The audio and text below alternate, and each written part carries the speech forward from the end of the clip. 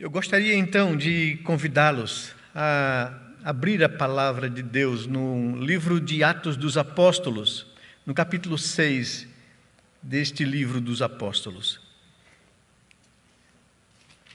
Nós estamos em um processo aqui na igreja de escolha de oficiais, pastor, presbíteros e diáconos, que vencem o mandato agora, os presbíteros e diáconos do mês de julho, e nós convocamos a Assembleia da Igreja para se reunir no dia 11 de julho, após aqui o culto matinal, às 10h30, para proceder à escolha e eleição de oficiais presbíteros para cuidar e pastorear a igreja, diáconos para servir a igreja nas suas necessidades. A gente nem sabe ainda como vai acontecer isso por causa desses momentos de restrições. Não sabe se daqui para lá a gente vai estar já liberado para se reunir presencialmente, mas vamos continuar nessas datas e o Conselho durante essa semana, recebendo as indicações que foram feitas até hoje, vão analisar essas indicações e vai tomar decisões de como isso acontecerá. Mas é importante para a vida da igreja, para a saúde espiritual da igreja, esse momento. E mesmo com essas dificuldades, nós precisamos orientar a igreja e buscar na palavra de Deus os parâmetros e os princípios para a escolha de pessoas que vão liderar e conduzir a igreja. Eu gostaria então de chamar a sua atenção para esse texto da palavra de Deus. É um texto conhecido que nós já temos aqui estudado com vocês, mas eu preciso da sua atenção hoje para que a gente possa tirar dele algumas lições preciosas e aplicações práticas para a nossa vida enquanto igreja e enquanto cristãos. Diz o texto, no capítulo 6 de Atos, no verso 1 em diante, que naqueles dias, por se multiplicar o número dos discípulos, houve murmuração dos helenistas contra os hebreus, porque as viúvas deles estavam sendo esquecidas na distribuição diária. Então os 12 convocaram a comunidade dos discípulos e disseram: não é razoável que nós abandonemos a palavra de Deus para servir às mesas. Mas, irmãos, escolhei dentre vós 7 homens de boa reputação, cheios do Espírito e de sabedoria, aos quais encarregaremos deste serviço. E quanto a nós, nos consagraremos à oração e ao ministério da palavra. O parecer agradou a toda a comunidade e elegeram Estevão, homem cheio de fé e do Espírito Santo, Filipe, Prócoro, Nicanor, Timão, Pármenas e Nicolau, prosélito de Antioquia. Apresentaram-nos perante os apóstolos, e estes, orando, lhes impuseram as mãos. Crescia a palavra de Deus, e em Jerusalém se multiplicava o número dos discípulos. Também muitíssimos sacerdotes obedeciam à fé. Vamos orar ao Senhor, buscar a orientação e a assistência do Espírito para esse momento que nós vamos expor a palavra de Deus. Pai amado, muito obrigado por mais essa oportunidade que nós temos de juntos, em família, estar adorando o Teu nome, buscando, Senhor Deus, ao Senhor, tendo a assistência da Tua palavra, e queríamos Te pedir em nome de Jesus, nesse momento agora, que o Senhor pudesse abrir o nosso entendimento, iluminar a nossa mente, falar ao nosso coração, o Teu Espírito que inspirou essa palavra, essa passagem aqui, Senhor, possa agora abrir o nosso entendimento e aplicar a nossa vida, para que entendamos o sentido do texto que o Senhor quis passar para a Tua igreja. Abençoa-nos enquanto igreja local, para que possamos ser uma igreja sadia, saudável, lideradas por homens que temem ao Senhor, assistidas por diáconos com essas características que o Senhor coloca aqui. Ajuda-nos a entender a Tua palavra e aplicar na nossa vida como comunidade, para que possamos ser uma comunidade que glorifica o Teu nome, cumprindo a missão que o Senhor nos confiou. Nós Te agradecemos e oramos assim, confiados em Jesus, o amado Redentor e Senhor da igreja. A Ele nós rendemos toda a honra, glória e louvor, Senhor Deus. Amém, Pai amado. Amém. Então vamos ao texto. Como eu falei para vocês, o conselho dessa igreja constatou a necessidade de se promover a eleição de oficiais, tanto presbíteros quanto de diáconos, e também pastor. Isso significa que haverá a necessidade de buscarmos ao Senhor em oração e buscar a orientação da sua palavra. Precisamos ser bem orientados na palavra para escolhermos com discernimento, com sabedoria, as pessoas com os dons e vocação para desenvolverem no lugar certo um serviço, um ministério para o bem da igreja e para a glória do nome de Deus. Isso se constitui, nesse momento agora, uma excelente oportunidade para recebermos instruções precisas quanto às distinções desses ofícios na igreja. E eu gostaria de falar exatamente sobre isso, a distinção dos ofícios de diácono e de ofícios de presbíteros na igreja e o pastoreio da igreja. Pois, às vezes, se tem a impressão de que não sabemos ao certo distinguir as diferenças de vocação, de serviço, entre esses dois importantes ofícios da igreja. Sendo assim, o texto de Atos capítulo 6 vem se tornar um bom exemplo, um bom começo para ancorarmos as nossas atenções nessa noite. E eu quero convidar você a vir comigo, buscar na palavra de Deus essa orientação. O texto de Atos 6, de 1 a 7, que nós acabamos de ler, não só nos aponta para o provável início do ministério diaconal como um ofício na igreja, mas nos dá a devida distinção das funções e ocupações do trabalho do cuidado pastoral do presbítero e do trabalho administrativo e assistencial do diácono. Esse é um texto que deixa claro esses ministérios na igreja. E nós olhamos para o texto e procuramos entender o que estava acontecendo para que o autor sagrado, Lucas, deixasse registrado essa orientação que os apóstolos deram diante do problema surgido. E quando nós olhamos para o texto, nós percebemos que o crescimento e a expansão da igreja naquele primeiro momento, no início daquele primeiro século, com esse crescimento surgiram múltiplas necessidades relacionadas com a organização da comunidade, com a edificação, com a evangelização e com a beneficência. Os apóstolos aqui, sob a orientação do Espírito Santo, promoveram na igreja em Jerusalém a eleição dos primeiros diáconos.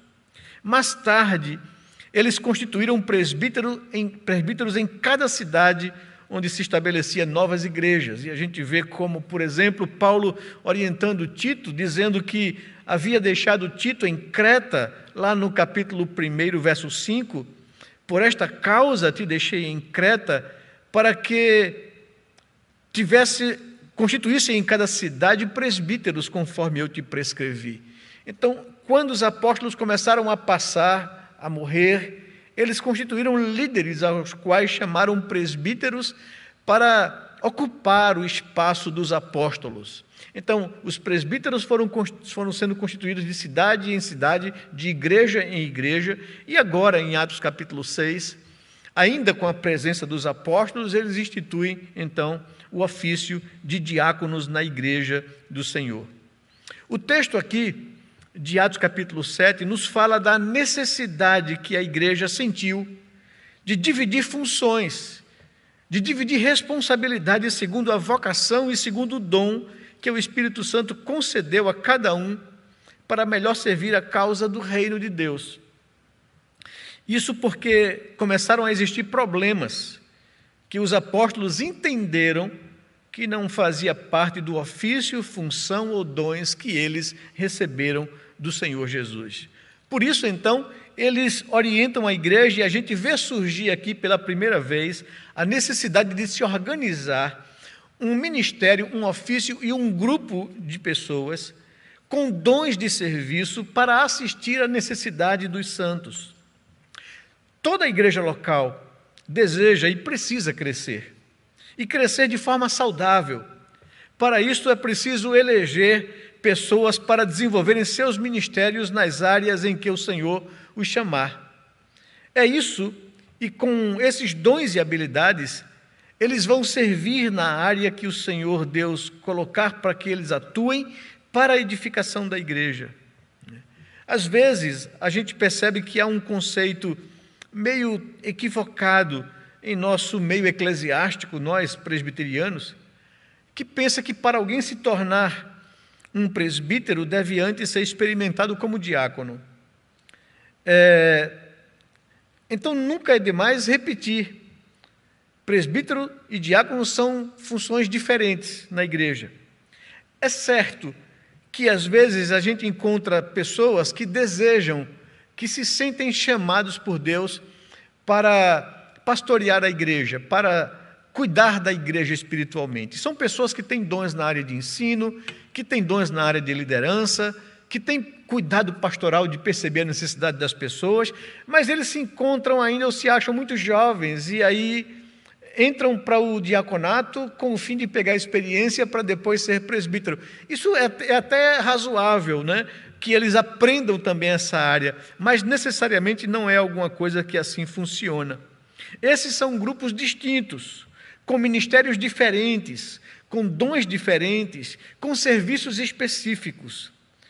Para melhor entendermos essas diferenças, eu chamaria então a sua atenção para atentarmos na exposição desse texto aqui de Atos capítulo 6, versos de 1 a 7.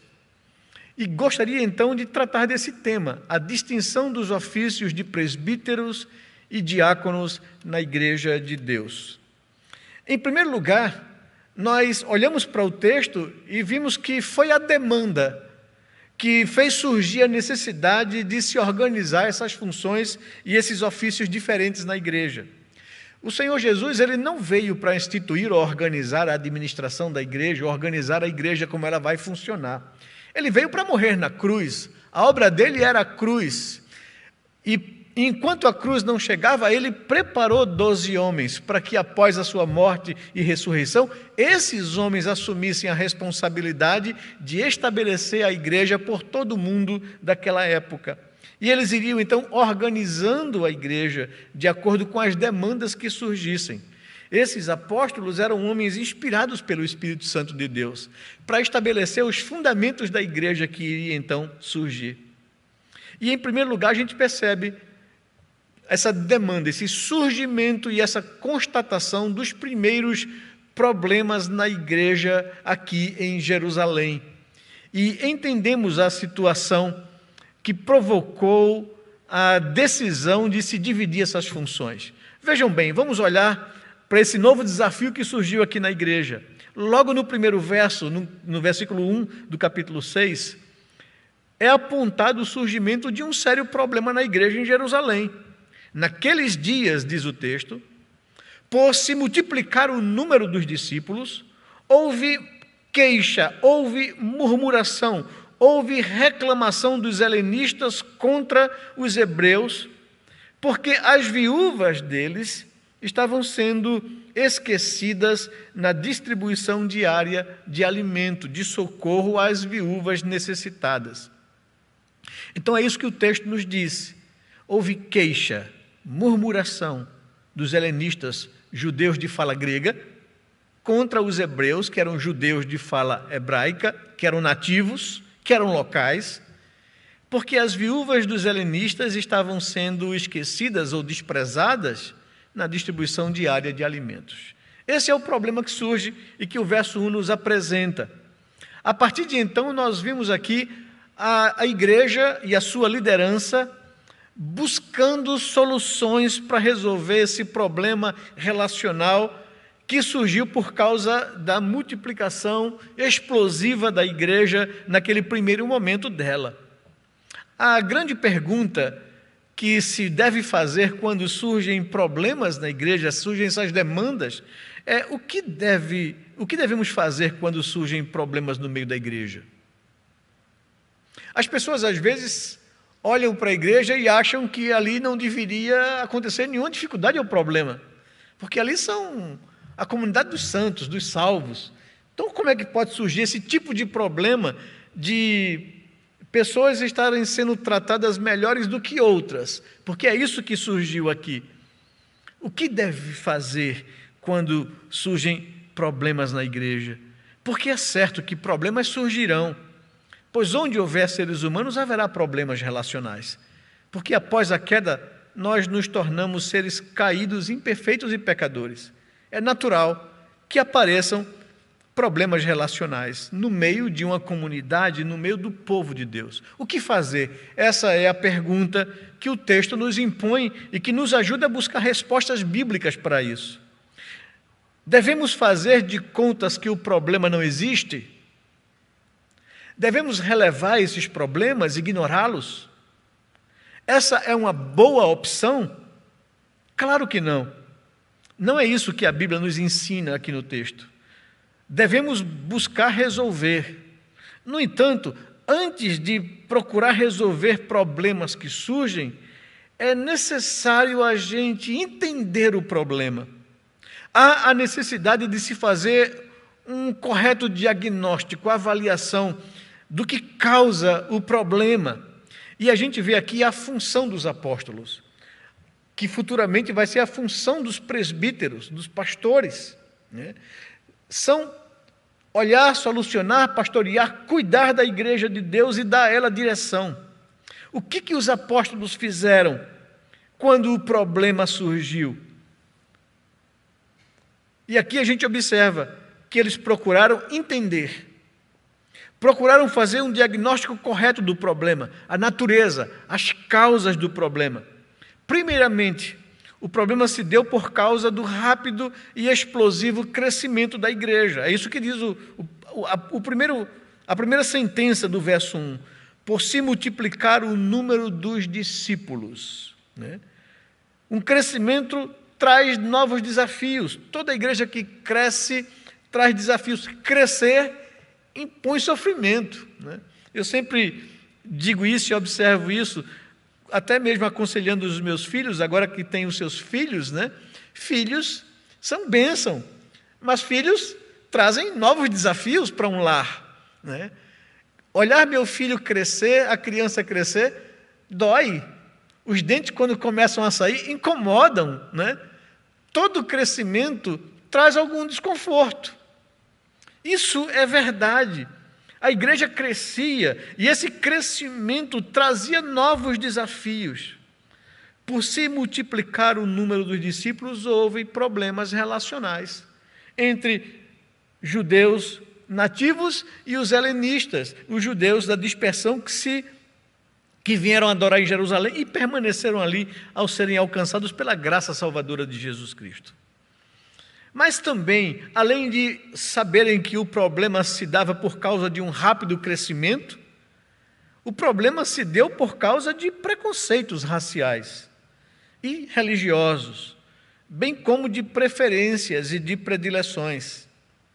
Diz o texto que houve queixa, murmuração dos helenistas contra os hebreus, porque as viúvas deles estavam sendo esquecidas ou desprezadas na distribuição diária de alimentos. Estava havendo uma preferência, uma predileção a umas em detrimento de outras. Então não era apenas por causa do crescimento, era, primeiramente, mas deveria se investigar com mais cuidado para saber o que causava isso. O que estava havendo? Estava havendo divisões entre os irmãos. Havia queixa, havia murmuração de um determinado grupo contra outro grupo. Havia grupos distintos e perceptíveis na igreja ali em Jerusalém. Estava havendo preconceito por causa disso, acepção de pessoas, desigualdade no tratamento dispensado. Estava havendo predileção, preferência de uns em detrimento de outros. Viúvas judias de língua grega estavam sendo desprezadas ou preteridas por não serem nativas. Isso era um problema mais sério do que apenas crescimento. É verdade que, num primeiro olhar, se dava pelo crescimento, mas, num segundo momento, a coisa era mais séria do que apenas por causa do crescimento. Então, era preciso ter coragem para investigar a fundo e para identificar corretamente a natureza do problema. Alguém poderia até ficar satisfeito somente com a primeira cavada da pá na busca de compreender a natureza do problema que surgiu ali na igreja. Seria até mais cômodo, mais confortável, menos constrangedor afirmar que o problema se deu por causa do crescimento numérico da igreja, em lugar de afirmar constrangido que esse avanço numérico não está sendo acompanhado pelo crescimento espiritual desejável, pois há carnalidade entre nós. É isso que os apóstolos começaram a identificar de fato. E isso nos ajuda como igreja, como liderança, a saber aqui que a função do conselho da igreja, dos presbíteros junto com os pastores, é de fato identificar problemas na igreja para tratar pastoralmente os problemas na igreja e não sermos superficiais nisso, a tratarmos com profundidade, a procurarmos entender a natureza, a causa e a razão dos problemas que surgem no nosso meio. É preciso ainda perceber, discernir a origem espiritual por trás dos problemas que surgem em nosso meio. Nós não podemos nos enganar. Aumento de número de frequentadores não significa necessariamente crescimento. E é preciso ter esse cuidado. Os apóstolos perceberam que havia uma intenção maior por trás daqueles problemas, porque agora a igreja estava demandando os apóstolos para que eles pudessem parar o que estavam fazendo, pregando, ensinando, instruindo a igreja, para servir às mesas. E eles perceberam aí uma intenção espiritual maligna. Eles disseram, não é razoável que nós abandonemos a palavra de Deus para servir às mesas. Quando a gente lê o livro de Atos dos Apóstolos, a gente percebe que desde o início da igreja, o inimigo da igreja, Satanás, estava tentando impedir a igreja de pregar o evangelho e de avançar. Essa aqui, Atos capítulo 6, é a quarta tentativa de Satanás de paralisar a igreja e de impedir a igreja que ela avance. Primeiro foi com a perseguição e a prisão dos apóstolos, Atos capítulo 4, verso 13. Depois foi colocando vaidade no meio da comunidade, buscando glória pessoal, no caso de Ananias e Safira, Atos capítulo 5. O diabo agiu de fora para dentro, trazendo perseguição contra a igreja, tentando barrar o seu avanço, calar a pregação do evangelho. Não conseguiu muita coisa com isso. Agora tentou dentro da igreja, de forma interna, causar vaidade, competitividade, glória pessoal, Atos capítulo 5. Terceiro, volta a fomentar perseguição de fora, prisão dos apóstolos, Atos capítulo 5, versos 17 e 18. E agora, mais uma vez, um ataque interno, colocando queixa, murmuração, insatisfação, quebra de relacionamento no meio da igreja. É necessário que a liderança da igreja não apenas olhe para uma questão imediata, horizontal, relacional e humana, mas perceba que por trás existe a intenção do diabo, do mal, para fomentar divisões na igreja, insatisfações na igreja, rachaduras na igreja. E aí, esse discernimento, essa percepção, para saber que a nossa luta não é contra carne e sangue, sim contra principados e potestades. Qual a intenção do diabo em fomentar divisões na igreja, insatisfações, queixas e murmurações? E a gente tem que ter esse olhar para não deixar-se influenciar pelo mal e que incorra naquele erro que o Senhor Jesus falou, que toda casa dividida contra si mesmo não subsiste. O diabo, melhor do que ninguém, sabe disso. E ele tenta trazer rachaduras, rupturas e divisão na igreja por meio de relacionamentos, de insatisfações. Então, é necessário que, em primeiro lugar, a gente compreenda a natureza e a causa dos problemas para poder, então, tratá-los. E, em segundo lugar, uma vez identificado de forma correta, aí a gente, então, busca na palavra de Deus soluções e propostas para resolver o problema. Nós vemos aqui que os apóstolos fizeram isso. Após identificar o problema, trouxeram, então, soluções, propuseram à igreja a resolver o problema. E vejam como eles fizeram. E aqui, evidentemente, o texto de Atos capítulo 6, ele trata do surgimento do ofício de diáconos, mas percebam que ele, em toda a maioria do seu bojo, ele está tratando de como deve se comportar a liderança da igreja, os pastores da igreja, os presbíteros da igreja. Eles devem identificar o problema. Eles devem propor soluções. E que soluções foram essas que eles propuseram aqui? Que os apóstolos propuseram e depois os presbíteros que substituíram os apóstolos. O conselho de uma igreja deve buscar soluções bíblicas e razoáveis para aplicá-las a essas situações e a solucionar os problemas que surgem na igreja local. E é preciso ser ágil em constatar e em resolver os problemas que surgem, pois eles estagnam o bom andamento da igreja local. Eles adoecem e interrompem o crescimento, tanto qualitativo quanto quantitativo, da igreja corpo de Cristo. E a igreja foi posta nesse mundo para crescer, para se multiplicar, para fazer discípulos. Mas para que essa multiplicação seja saudável, sadia, ela precisa ser uma igreja que tem saúde espiritual ou qualidade, ou cresce espiritualmente. Então, todo crescimento quantitativo deve ser seguido por um crescimento qualitativo, ou melhor, se uma igreja cresce em qualidade, ela vai, consequentemente, se multiplicar em quantidade. Isso aqui é fato bíblico e nos mostra que para isso nós precisamos apresentar e agir de forma ágil, constatar e resolver os problemas que surgem, para que a igreja não seja estagnada, para que ela não adoeça, para que não se interrompa o seu crescimento de qualidade e de quantidade também. E nós vimos aqui, olhando para essas soluções que o texto nos apresenta, a função dos líderes, dos pastores, dos presbíteros, no direcionamento da igreja.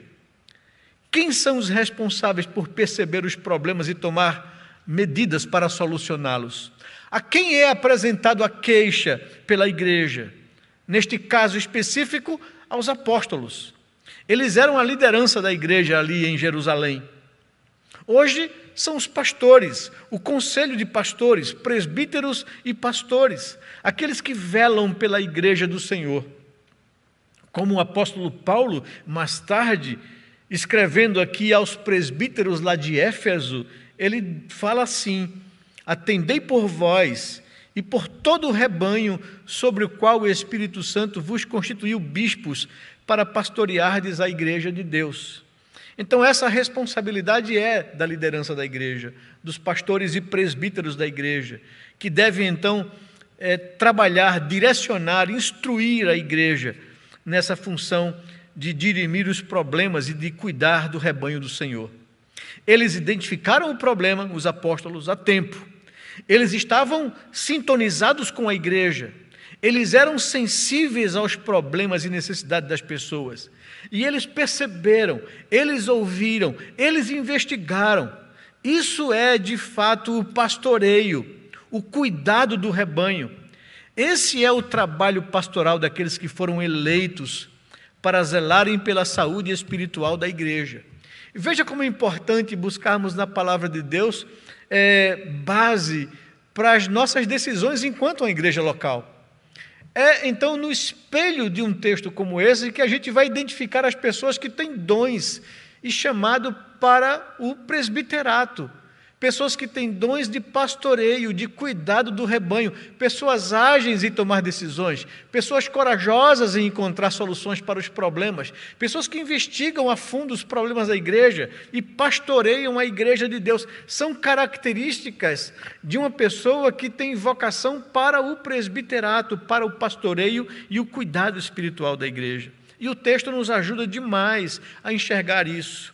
Então, quando você for indicar alguém ou então eleger alguém, dar seu voto a alguém para essa função específica do presbiterato, que vai auxiliar os pastores na igreja, na condução e no pastoreio da igreja. Observem essas características, esses dons nas pessoas, para que você então possa dar o seu voto a alguém que você percebe que Deus deu a ele dons de cuidado e de pastoreio na igreja local.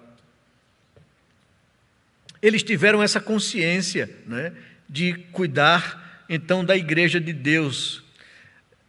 Mas vemos também aqui no texto que a ação dos líderes em direcionar a igreja para a solução de problemas.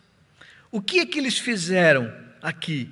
Eles convocaram a comunidade dos discípulos, convocaram toda a igreja. Veja o verso 2. Então os 12 convocaram a comunidade dos discípulos, né? Então chamaram a igreja aqui a resolverem os problemas após identificar o problema, sua causa, natureza, e então eles convocam a comunidade. Eles também arrazoaram com a comunidade, conversaram com as pessoas.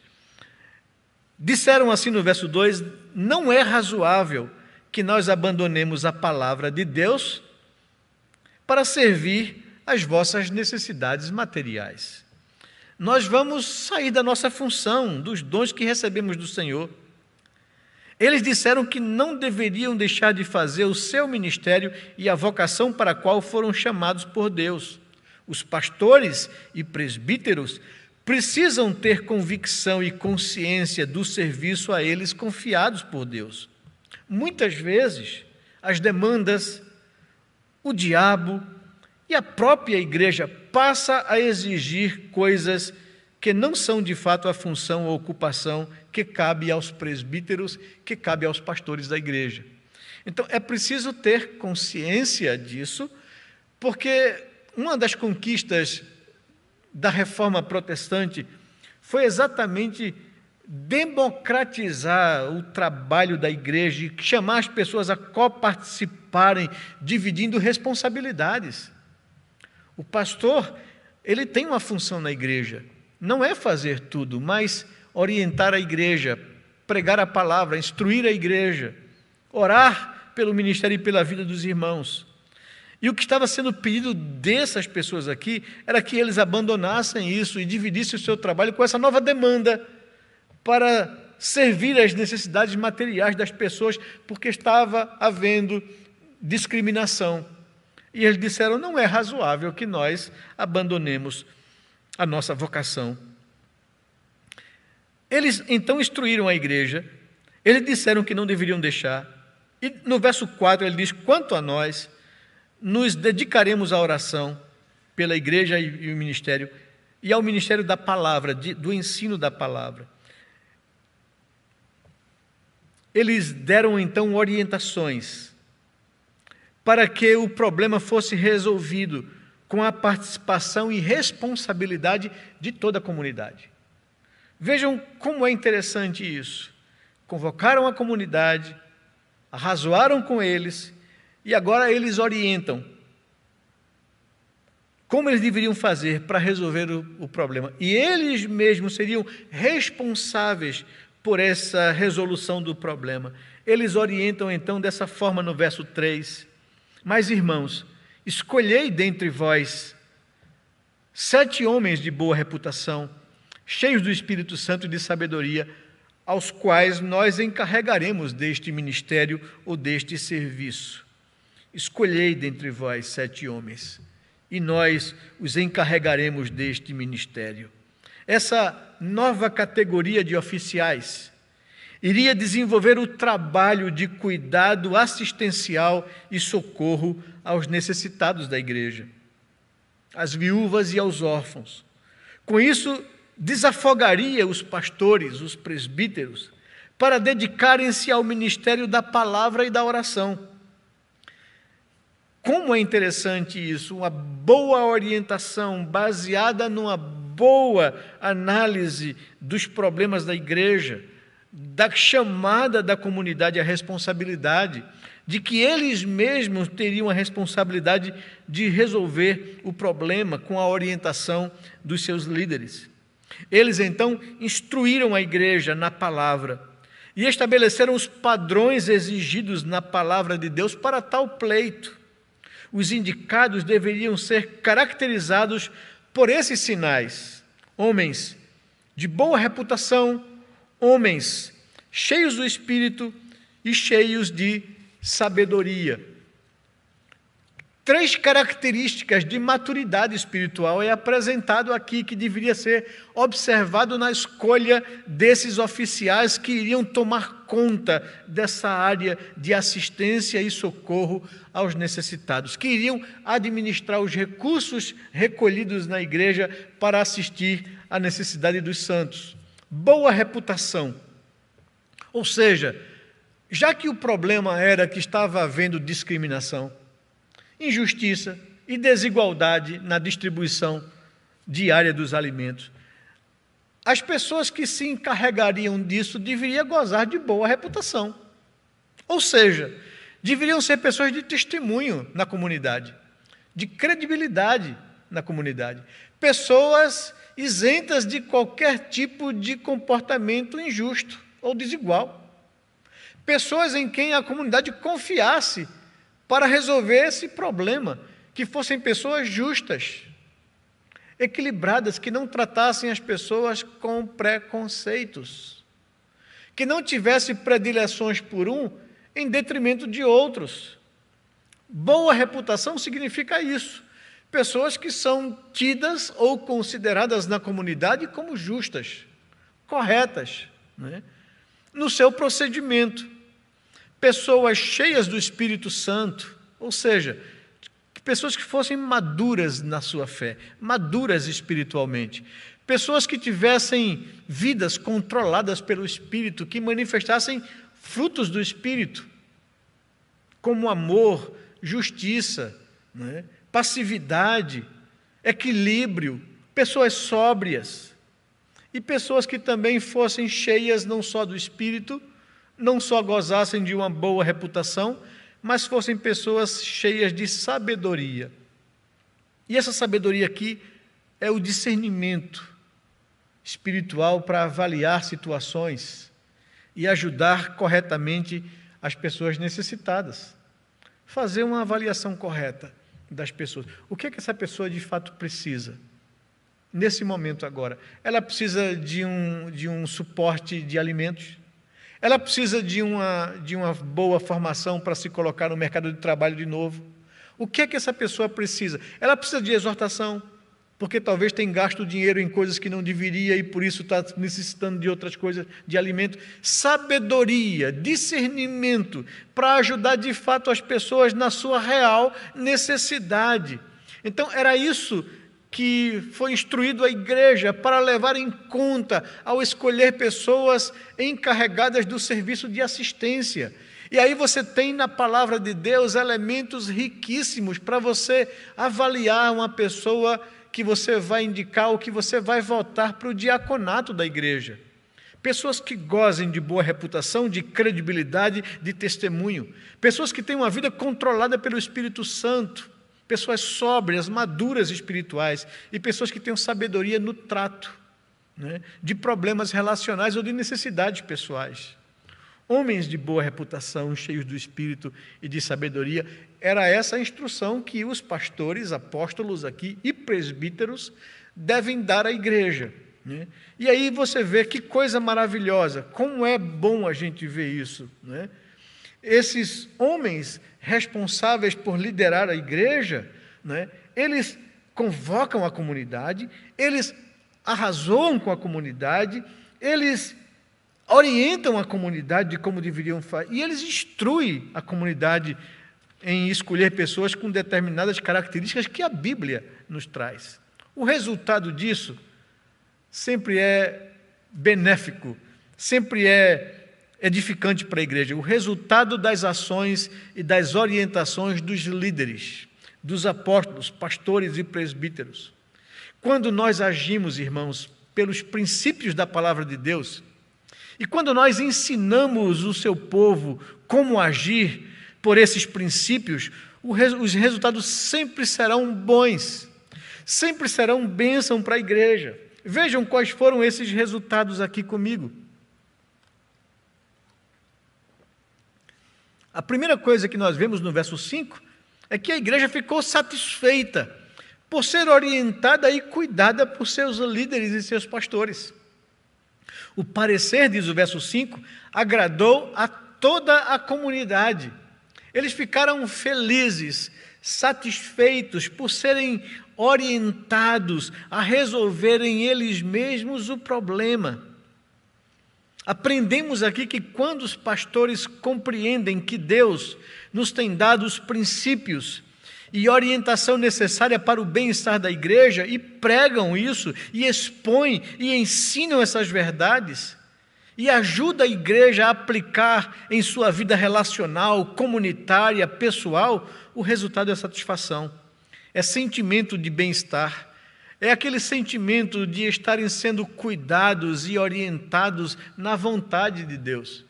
A igreja se sente satisfeita com o pastoreio quando ele é um pastoreio baseado nas verdades e na palavra de Deus. A igreja é alimentada, é bem orientada e ela fica alegre, satisfeita com isso. O parecer agradou a toda a comunidade. Mas ainda o texto nos diz que resultados vieram também. A igreja respondeu em obediência à orientação dada pelos líderes pastores. E eles elegeram aqueles homens, aqueles 7 homens, diz lá o texto da palavra de Deus, no verso 5.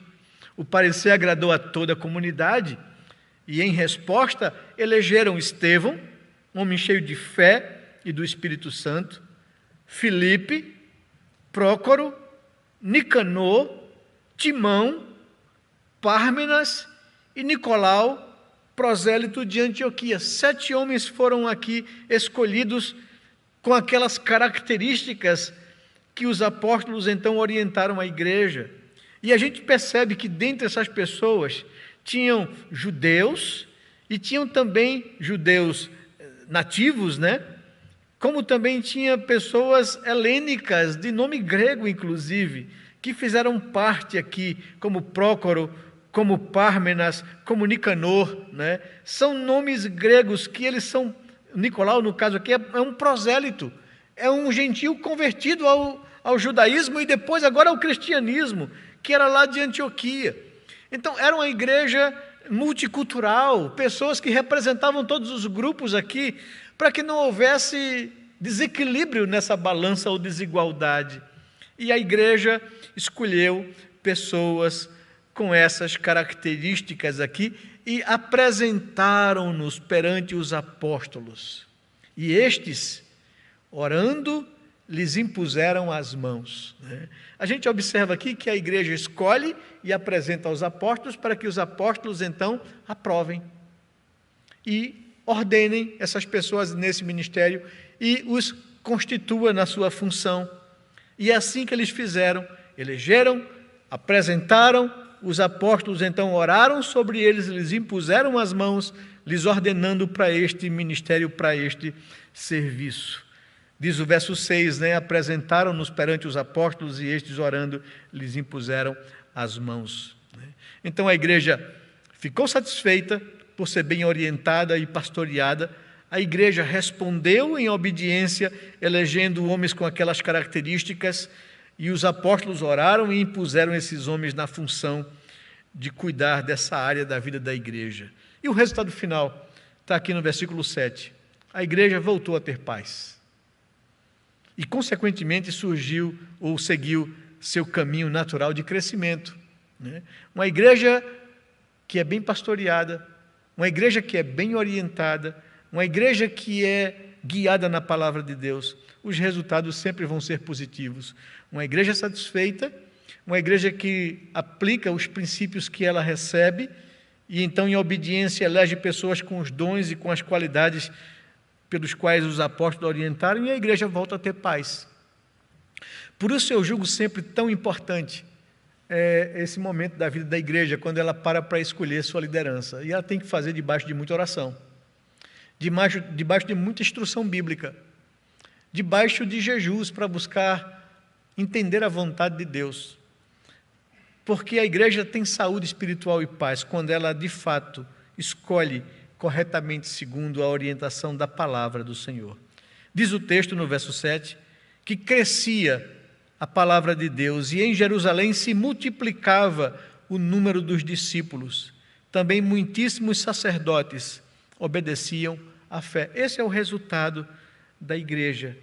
Chegamos então aqui à conclusão e queria trazer algumas aplicações práticas para a nossa vida enquanto igreja local. Ao estudarmos o texto de Atos, capítulo 6, versos de 1 a 7, nós aprendemos então aqui algumas lições preciosas para a nossa vida e precisamos colocá-la em prática em nossa vida pessoal, familiar, relacional e comunitária. Primeira aplicação prática que nós aprendemos com o texto: sempre surgirão problemas na caminhada da igreja, pois a mesma é constituída de pessoas caídas e pecadoras como nós. Então, problemas vão surgir. Essa é a primeira lição que nós temos. Ninguém tem que decepcionar-se com a igreja, não é? Porque a minha igreja tem... Toda igreja tem problema. Mesmo no Novo Testamento, você vai encontrar as cartas pastorais tratando de problemas da igreja. A igreja aqui, recém-surgida em Atos, recebeu aquela ação poderosa do Espírito Santo, mas já começa a apresentar problemas. Porque ela é constituída de pessoas pecadoras como eu e você. Então, problemas não são problemas. Eles surgirão. Mas, em segundo lugar, a gente aprende aqui que problemas não devem ser ignorados ou minimizados. Ao contrário, devem ser tratados de frente, com clareza, com profundidade, com coragem. E aqui vai a responsabilidade de um conselho de igreja, de não colocar para baixo do tapete os problemas da igreja, mas tratá-los com clareza, com profundidade. Em terceiro lugar, aprendemos que para se solucionar de forma correta e de forma bíblica os problemas, é preciso se fazer um diagnóstico, uma avaliação correta, profunda. Em quarto lugar, os apóstolos, ao perceberem o problema que estava ocorrendo na igreja de Jerusalém, tomaram a frente, convocaram toda a comunidade dos discípulos para juntos resolverem o problema. Eles arrazoaram com eles. Aprendemos também aqui que os apóstolos demonstraram consciência e convicção do seu chamado e vocação. Eles arrazoaram com eles a respeito da tarefa que lhes estava sendo exigida pela igreja. Não é razoável que nós abandonemos o ministério da palavra, do ensino, para servir às mesas. Aquele não era o ministério confiado aos pastores. Eles tinham total consciência disso e revelaram essa consciência quando disseram: quanto a nós, nos consagraremos à oração e ao ministério da palavra. Em sexto lugar, nós aprendemos aqui que eles então convocaram a assembleia dos discípulos e propuseram e apresentaram uma solução, onde a própria comunidade de crentes resolveria o problema. A comunidade dos discípulos deveria escolher dentre eles mesmos homens aos quais os apóstolos encarregariam daquele serviço, daquele ministério. E é por isso que o conselho da igreja tem essa responsabilidade de convocar a assembleia para que ela escolha os seus oficiais, seus pastores, seus presbíteros, seus diáconos. Em sétimo lugar, nós aprendemos que o papel pastoral dos apóstolos era orientar a comunidade dos discípulos e estabelecer, através do ensino, os critérios bíblicos que deveriam ser observados pela comunidade na escolha desses homens. Então, é responsabilidade dos pastores da igreja, do conselho da igreja, orientar, ensinar, pregar. Isso que eu estou fazendo aqui, né? Orientar a igreja. Nunca é demais orientar a igreja para que ela escolha as pessoas com os dons e a vocação para aquele determinado trabalho. Algumas características deveriam estar presentes nos líderes escolhidos.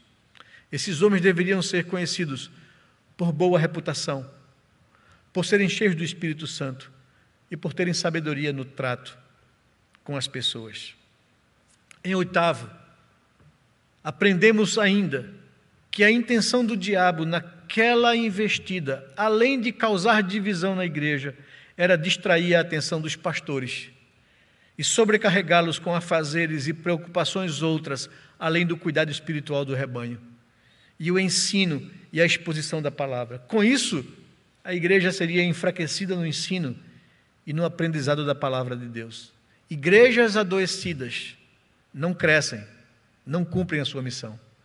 Igrejas com um púlpito onde o pastor divide suas funções com outras coisas e preocupações não é bem alimentada. E, consequentemente, não é uma igreja saudável. E, consequentemente, não cumpre cabalmente a missão. Em nono e em último lugar, aprendemos que se nós, enquanto igreja, observarmos os princípios ensinados na palavra de Deus, aqui em Atos capítulo 6, avançaremos muito no processo da escolha de presbíteros para cuidar da vida espiritual dos crentes e de diáconos para administrar a execução de medidas para melhorar os relacionamentos entre os irmãos e a obra de assistência aos necessitados e ações sociais. Nossa oração e desejo, meus amados, é que Deus nos abençoe e nos faça uma igreja que observa os princípios e a orientação de sua santa palavra e, consequentemente, nos tornemos cada dia uma igreja saudável, uma igreja madura e uma igreja pronta para cumprir toda a boa obra que o Senhor nos confiar. Que sejamos então essa igreja e que busquemos na palavra de Deus essa orientação segura para as nossas vidas. Vamos orar ao Senhor e nos colocar diante dEle, que o Senhor nos abençoe nesse momento agora, nesse dia de hoje, e que essas instruções possam ficar gravadas no seu coração, e que você possa buscar rever esses princípios, estudar o texto, para que nesse momento de eleição a gente possa orar a Deus, para que o Senhor nos dê pessoas com dons e com vocação para o pastoreio, para compor o conselho da igreja, para termos homens de Deus bem orientados, firmes, seguros, homens fortes, que conduzem e que lideram a igreja com sabedoria e com maturidade. E para que Deus nos dê diáconos, homens de boa reputação, homens cheios do Espírito Santo, que tenham sabedoria para conduzir a igreja na necessidade e assistência aos santos e administrar esses recursos da igreja para a glória do nome do nosso Deus. Vamos orar ao Senhor, nos colocar diante dEle nesse momento agora.